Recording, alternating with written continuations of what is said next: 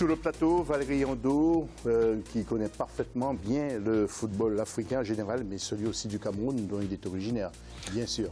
Du Gabon. Du Gabon. Mais bon, le Cameroun n'est pas loin. Ce sont des voisins. Oui, alors si je confonds les Camerounais et les Gabonais maintenant, ce sont des frères. Oui, on est tous les deux éliminés de la Coupe du Monde. Donc, on est ensemble sur le canapé pour voir les matchs. Voilà, tout à fait. Et puis bien sûr, la Sana Kamara qui est avec nous et Sami Machtabi que vous voyez. Donc, sur ce plateau, pour les internautes, eh bien, tout de suite, nous allons nous adresser à eux.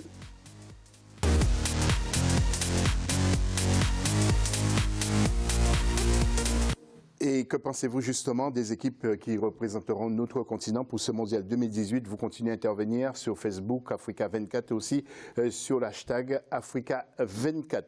Tout de suite, nous ouvrons le dossier.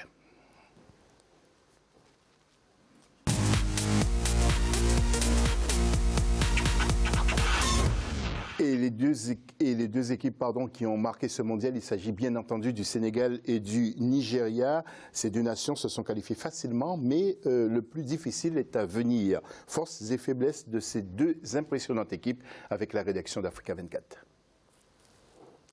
Le Nigeria, avec sa 6e qualification en phase finale de Coupe du Monde, sera le meilleur atout africain au Mondial 2018. Les Super Eagles sont des pionniers en matière de performance dans les compétitions internationales. Parmi ces joueurs, certains ont déjà gagné des Coupes du Monde en petite catégorie. Le Nigeria est l'une des rares équipes africaines à avoir remporté les Jeux Olympiques. Pour la Coupe du Monde, sa meilleure performance reste pour l'instant les 8e de finale en 1994 et en 1998. Le Nigeria pourra compter sur sa régularité dans cette compétition, mais aussi sur la jeunesse de son équipe et sa solidité défensive. Pour sa 2e participation en Coupe du Monde, le Sénégal a bataillé ferme lors des qualifications avec plusieurs rebondissements. Les Lions de la Teranga avaient signé en 2002 la 2e qualification africaine en quart de finale de Coupe du Monde. L'un des atouts du Sénégal sera son encadrement technique composé des anciens joueurs de l'épopée de Séoul. Cependant, il faut noter que le Sénégal sera porté par de jeunes talents évoluant dans les grands clubs européens.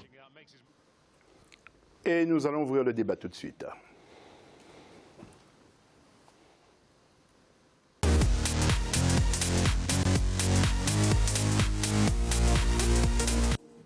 Valérie, je m'adresse à vous parce que vous connaissez bien ce football africain. Le Sénégal vous a impressionné. Et est-ce qu'il est capable d'aller très loin dans cette phase finale? En fait, bon, m'impressionner, non. Leur potentiel était ou est véritable. Donc, on attendait quand même la confirmation parce qu'on est resté sur notre fin lors de la CAN. On les voyait aller un peu plus loin. Vous voulez dire sur le jeu, vous n'avez pas été impressionné du tout? Non, disons sur la performance qu'ils ont réalisée en se qualifiant pour la Coupe du Monde. On les savait capables de le faire, mais maintenant ils l'ont fait. Et surtout, avec à la tête un entraîneur local qui a su maîtriser les égos des uns et des autres, qui a su faire passer le collectif avant les individualités, et surtout de faire en sorte que ces joueurs jouent ensemble, prennent du plaisir et finalement apportent cette 2e qualification au Sénégal. Maintenant, moi je ne suis pas trop d'accord quand on dit que le plus difficile reste à faire.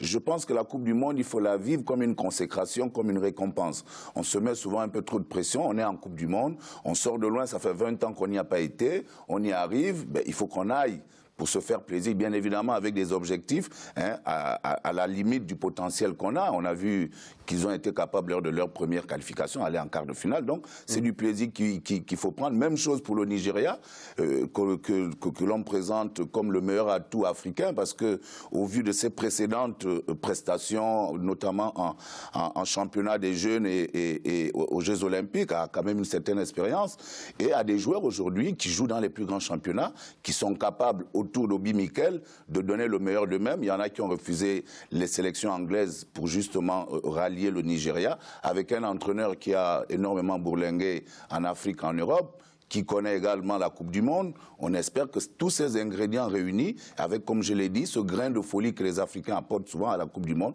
que ça pourrait les pousser pour aller encore le plus loin possible. Oui. Alors, Lassana, la Mauritanie copie un peu sur le football sénégalais, non?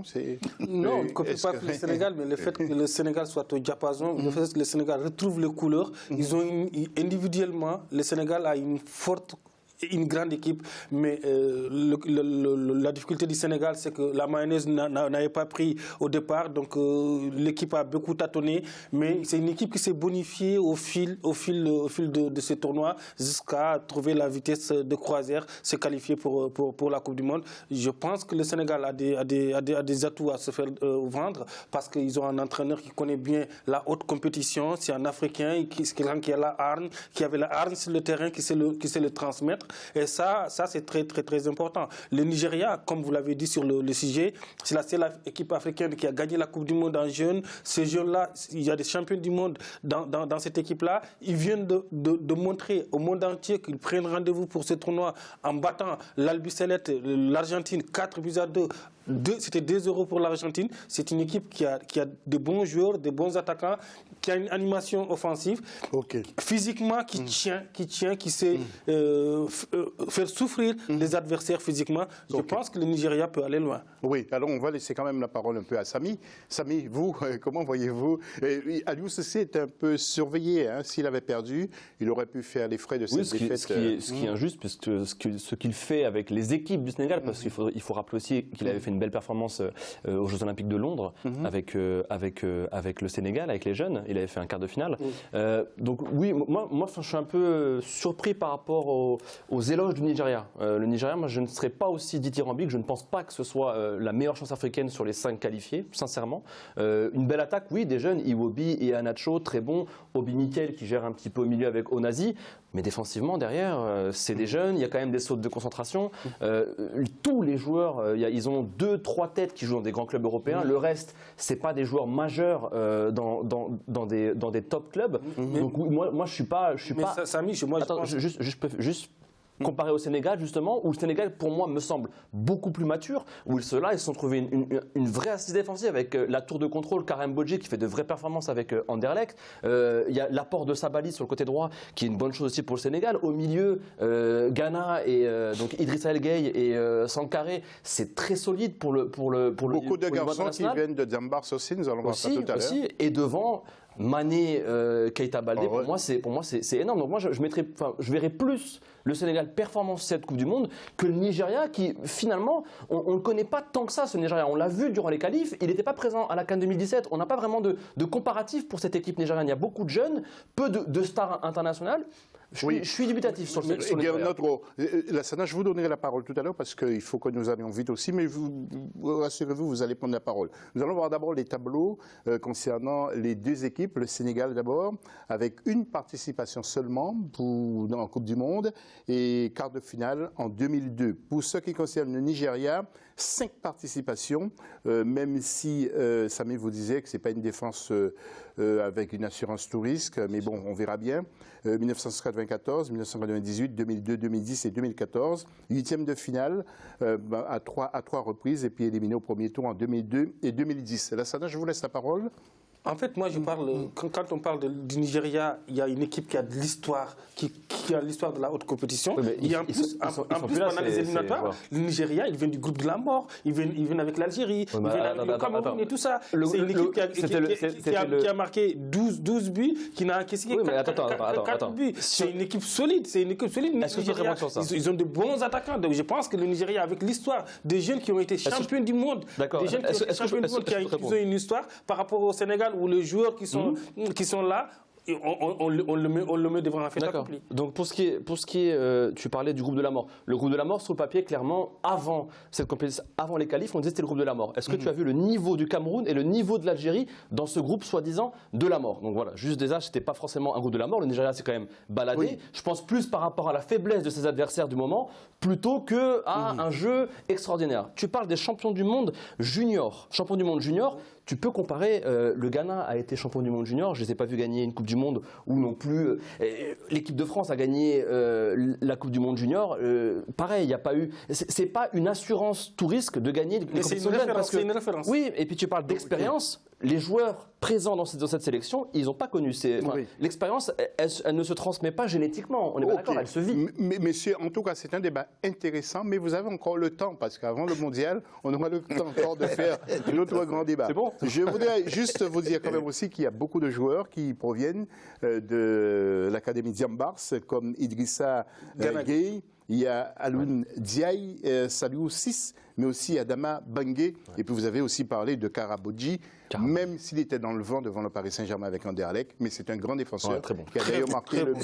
Qui a marqué le but. Il risque de partir à Liverpool. C'était pas un des plus mauvais contre Paris. Ah non, il est bon. Il était solide. Mais il a souffert. Je l'ai rencontré après le match, il a beaucoup souffert. Alors je vous propose d'écouter la réaction d'Aliou Cissé après la qualification du Sénégal.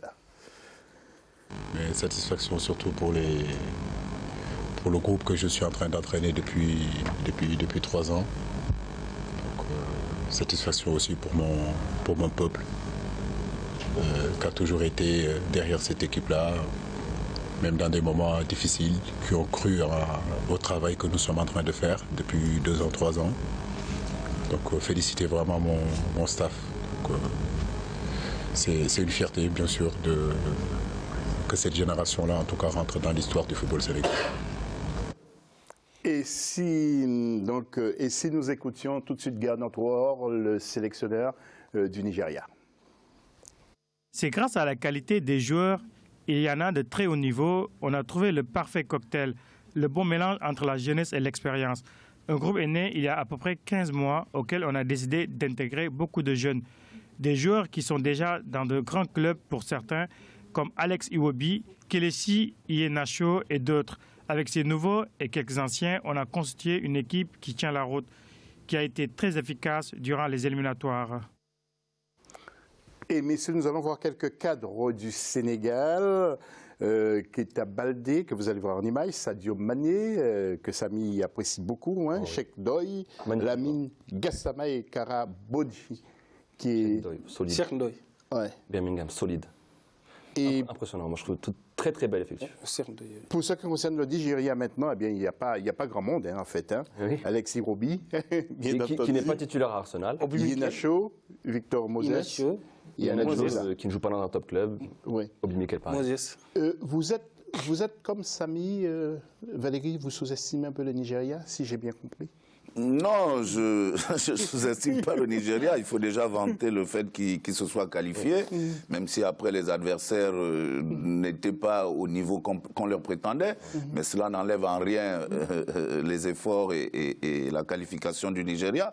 Simplement que, écoutez, il y a un prix pour la jeunesse, il y a un prix pour l'expérience. Hein. Donc à partir de ce moment, je pense que je reviendrai sur ce que j'ai dit, c'est que une compétition comme la Coupe du Monde ne devrait pas, chez les Africains, entraîner beaucoup de stress. Il faut aller pour... C'est une récompense. Parce que sur 54 pays qui y participent, on n'a que 5 places. Comparativement aux autres confédérations... On a que 32. Non, je dis les Africains. Oui. Il y a 54 pays qui entrent en lice, il n'y a que 5 places. Oui. Dans d'autres continents, il y en a 54, il y a 13 qui ont la pause. Il y en a 10. Donc, c'est quand même chaud de sortir des 54. Donc, je pense que c'est une récompense, c'est une vraie performance. Maintenant, il y a le temps de peaufiner un certain nombre de choses. Il y a aussi certains joueurs qui étaient indécis, qui vont certainement réfléchir à plus d'une fois s'ils regagnent tous ces pays-là, parce qu'ils ont la double nationalité. Et puis, on va voir comment les managers, les entraîneurs vont préparer leur effectif, vont préparer cette Coupe du Monde. Et puis, comme je l'ai dit, il y a une grande inconnue, c'est le tirage. C'est le tirage au sort. C'est le 1er décembre. Vous pouvez tomber sur un groupe abordable et puis voilà. Le Nigeria et le Sénégal sont dans le chapeau 3. C'est quand même important. C'est quand même merci, messieurs. Nous allons enchaîner. S'il y a quelqu'un qui allume, je ne sais pas si c'est la tradition mauritanienne, allume une bougie tous les jours, c'est Mira Sana Kamara avec le tirage au sort du Chan. Alors, nous allons voir les groupes parce que Lassana a très peur du premier match d'ouverture. Il va nous expliquer pourquoi. Vous allez voir un groupe A, Maroc, Mauritanie, Guinée et Soudan. Pour le groupe B, c'est Côte d'Ivoire, Namibie, Zambie et Ouganda, donc on a les dates des matchs. Pour le groupe C, Libye, Guinée équatoriale, Nigeria et Rwanda. Pour le groupe D, Angola, Burkina Faso, Cameroun et Congo. Premier match d'ouverture le 13 janvier. Alors Lassana, vous qui suivez de près la Mauritanie, dans quel état d'esprit êtes-vous? La Mauritanie n'a rien à perdre. La Mauritanie n'a qu'à gagner dans ce tournoi-là parce qu'on joue au match d'ouverture contre le Maroc. Au Maroc, le match sera suivi par presque le monde entier. Donc ça va faire une publicité pour le football mauritanien. On n'a rien à perdre contre le Maroc. Mais je pense que la Mauritanie, ils ont pris une certaine expérience maintenant. Les jeunes ils jouent tous ensemble. Ils jouent tous dans le championnat mauritanien. Ils se connaissent depuis un certain nombre d'années. Par rapport à une équipe du Maroc où les jeunes ne sont pas... Il n'y a pas une très bonne équipe du Maroc. En plus, ils ne s'attendaient même pas à partir au CHAN parce que le CHAN c'était au Kenya. Le Kenya s'est désisté. Et mais là, on ne va pas y revenir. Pour vous, les locaux mauritaniens sont meilleurs que les locaux marocains? Pour moi, oui. Pour moi, oui. Moi, je ne pense pas. Moi non plus. Moi non plus. Je ne pense pas, parce que les locaux, au vu, il y a quand même une logique très simple. Hein, c'est le niveau des clubs. La performance, je vois exactement. Des clubs. De Casablanca. En Champions League. C'est vrai que en Champions League et à la CAF, les Marocains, s'ils ne sont pas allés loin, ils rentrent au moins en poule. Donc à ce niveau-là, ce sont les mêmes joueurs qui vont se retrouver. Et il est de retour. Le football de club marocain. Bien sûr. En fait, ça va mais je comprends cet élan de patriotisme. Après, je veux bien. La Mauritanie avait fait une belle performance au dernier Tchad, mais quand même, c'est vrai que si on compare intrinsèquement le niveau du championnat marocain, de toute façon, ça va avec la sélection. Le football de club et le football de la sélection, en Afrique, généralement, ça va de pair. Donc là, c'est vrai que le Maroc revient sur le devant de la scène en club comme en sélection. Avec la victoire du Wydad de Casablanca. On aura des débats intéressants au mois de janvier et février pour ce CHAN justement qui s'organise au Maroc. Nous allons aller vraiment très vite, messieurs. Le football malien traverse toujours une petite crise. Nous allons voir la suite du dossier justement avec Mokhtar Bari. Et de la FIFA ont rencontré les deux camps qui sont celui de Sahla Babi et celui de Mamoutou Touré. Un rapport issu de ces consultations est très attendu par les acteurs du football malien. Ces rapports devra soit valider ou invalider l'élection avec la mise en place d'un comité de normalisation. Tous les regards sont braqués sur cet avis, sinon cette décision, mais jusqu'à présent, il n'y a aucune décision et quand la mission de la FIFA est venue et repartie, il n'y a pas eu de papier de la FIFA qui interdit le comité exécutif élu de ne pas exécuter le travail. Au Mali, cette situation engendre des risques d'affrontement entre partisans des deux camps lors des matchs. Voilà. Et puis en Guinée, ça va vraiment très très mal. Un mandat d'arrêt a été lancé contre l'ancien président de la Fédération de football. Il faut savoir qu'à la suite du rapport d'audit réalisé par Pricewaterhouse à la demande de la FIFA, et le rapport complet de l'audit diligenté par le nouveau comité exécutif de la Fédération guinéenne de football le 28 février 2017, cet audit porte sur la période janvier 2013 à décembre 2016. Les deux font état des opérations indignes d'une gestion rationnelle et procédurale avec d'importants montants en euros qui ont été détournés en dollars et en francs guinéens. Alors pour l'instant, nous apprenons que l'ancien président Salifou Camara Super V est en fuite, il est recherché, il y a un mandat d'arrêt international lancé contre lui, et puis il y a deux mises en examen en ce moment, des gardés à vue. Il s'agit d'Ibrahima Bari Blasco, qui est donc l'ancien secrétaire général, et l'ancien financier Aboubacar Souma Morton. Ils sont en garde à vue actuellement en Guinée. Alors une plainte a été régulièrement portée aussi, il faut le dire, par la Fédération guinéenne de football pour faux, usage de faux, détournement et abus de confiance contre les trois personnes en question qui ont été souvent entendues par les enquêteurs de la police judiciaire.